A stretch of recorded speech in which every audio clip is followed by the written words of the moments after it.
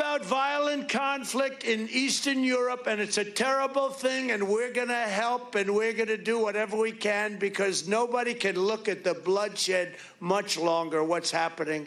It's a lack of respect for a lot of people, a lot of things, but it's just a total lack of respect. And it happens to be a man that is just driven. He's driven to put it together, and you look at it, and it's just so ridiculous and so senseless and so horrible. And I say it again, and I'll say it again and again. It should have never happened. Trump claims he's against the bloodshed, but he still refuses to call out Putin. Why? Because Trump admires authoritarian leaders and wants to be just like them when he grows up. This is Rebel HQ. I'm Sandee Lovas. This is nothing new, Trump's admiration for Putin. He puts it on display all the time through favors and compliments. He acts like a little child wanting to be accepted into the Putin clubhouse. And of course, it's not just Putin. Other authoritarian leaders that have paid Trump compliments or favors, he returns in kind. And if Trump feels insulted in the slightest way, he'll take it out on the country. He'll vilify them and even mess up trade relationships that have been standing for decades. The United States is the most powerful nation on earth. We can't have the leader of the U.S. be easily manipulated by other major powers through flattery, or for that leader to bring their personal grievances into foreign policy. Living on your border, we're especially vulnerable to your decisions and the influences you have. As former Prime Minister Pierre Trudeau, yes, that's Justin Trudeau's dad, said over 50 years ago, "Some of our policies may be of interest to this audience, and with your permission, I should like to speak about several of them in a few minutes. But first, let me say that it should not be surprising that if these policies, in many instances, either reflect or take into account the proximity of the United States.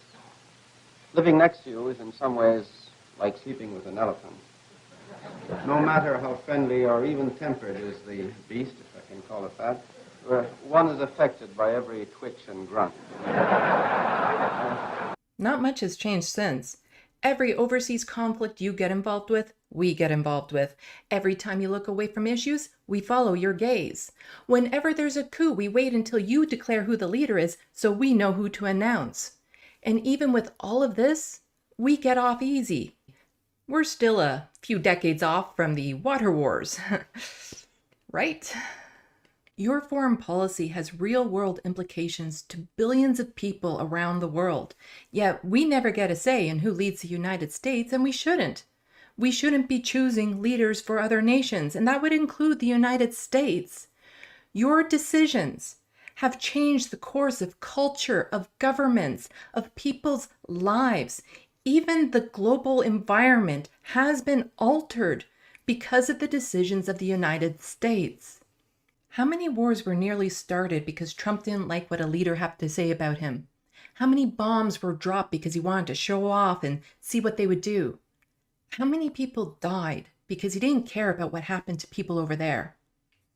There are way too many accounts of people saying it would have been a lot worse had there not been an adult in the room. The leader of the United States shouldn't have to be babysat 24/7. Our lives, as in the rest of the world, depends on it. I know it can be difficult thinking about what's happening in other countries, especially when you're struggling at home and things just seem to be crumbling and going to chaos. But we need you to keep this in mind when you go to the ballot box, when you choose leaders. Like it or not, we are all in this together. Whether we all get out of it together is yet to be determined. For more of my stuff, you can find me on social media as Left of the Box. Don't forget to hit buttons and leave comments. Thanks for watching, and until next time, get informed, get involved.